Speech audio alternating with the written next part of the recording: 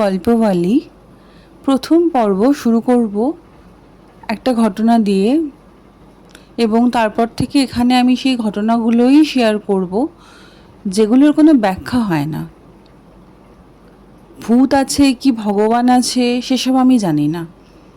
বিশ্বাস করা বা না করা সম্পূর্ণ আপনাদের উপরে।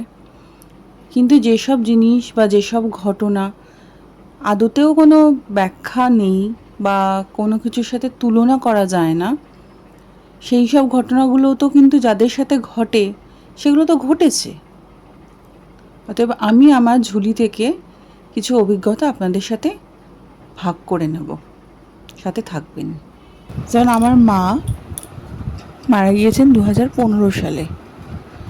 তো মা মারা যাওয়ার পর থেকে আমি কিন্তু কোনোদিনও ভয় টয় কিছু পাইনি। মানে অনেকে হয় না যে মা বাবা মারা গেলে যে ভয়টা পায়, আমার সেরকম কখনো মনে হয়নি। বাবা অনেক সময় বেরোতো, আমি একা থাকতাম ফ্ল্যাটে। অনেক রাতেও আমি উঠতাম, জাগতাম, লেখালেখি, নিজের লেখালেখি বা আঁকা যেটাই করতাম, কিন্তু আমি কখনো ভয় পাইনি। তো একদিন সকালবেলাতে বাবা বেরোয় চায়ের দোকানে। বাবা প্রতিদিনের অভ্যেস সকালবেলা ঘুম থেকে উঠে এক রাউন্ড হেঁটে বাজার করে চায়ের দোকানে চা খেয়ে বাড়ি ফেরা। তো সেরকমই সেদিনও বাবা বেরিয়ে যায়। আমি আমার সময় ঘুম থেকে উঠে একদিকে চা, একদিকে দুধ জাল দিতে বসাই, আর আমাদের টোস্টার ছিল, সেই টোস্টারের মধ্যে আমি দুটো পাউরুটি টোস্ট করতে বসাই। পরে হয়তো ডিম সেদ্ধ করবো, এরকম কিছু একটা প্ল্যানিং ছিল। তো হঠাৎ করে আমি আওয়াজ পাই, আমার কম্পিউটার টেবিলের উপরে না মায়ের ছবিটা তখনও রাখা ছিল, সেটাকে সঠিক স্থানে রাখা হয়েছিল না। হঠাৎ ঠক করে আওয়াজ একটা হলো। আমি রান্নাঘর থেকে বেরিয়ে ডাইনিংয়ের দিকে এলাম হেঁটে। দেখলাম মায়ের ছবিটা পড়ে আছে। আমি মায়ের ছবিটা তুলতে আসি। গ্যাস দুটোকে কমিয়ে দিয়ে একটাতে চা একটাতে দুধ বসানো ছিল।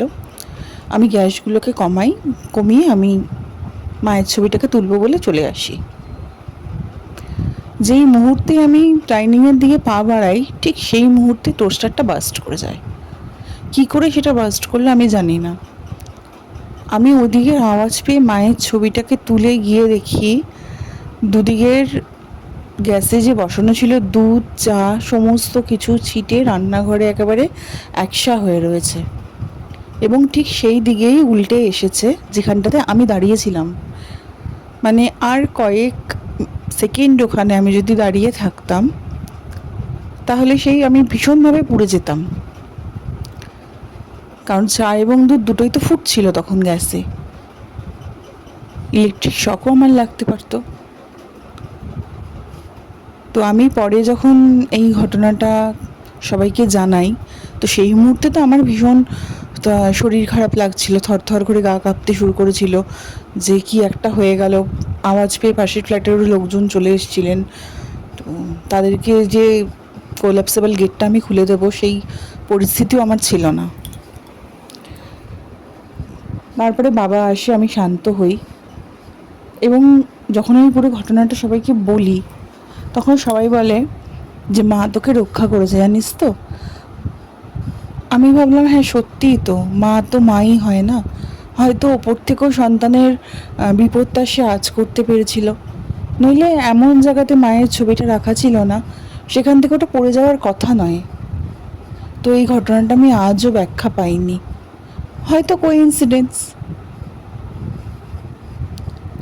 আমার ঘটনাটা ভালো লাগলে জানাবেন, আর চ্যানেলটা যেহেতু নতুন সাবস্ক্রাইব করে দেবেন। যদি আমার এই ঘটনাগুলো আপনাদের আরও জানতে ইচ্ছে করে তাহলে একটু কমেন্ট করে জানাবেন। আমি আরও কিছু যেগুলো আমার জীবনে ঘটেছে বা অন্যদের জীবনে ঘটেছে আমি সেসবগুলো আপনাদের সাথে ভাগ করে নেব। সবাই ভালো থাকবেন, সুস্থ থাকবেন, আর আপনাদের যদি কিছু জানার থাকে প্লিজ কমেন্ট করবেন।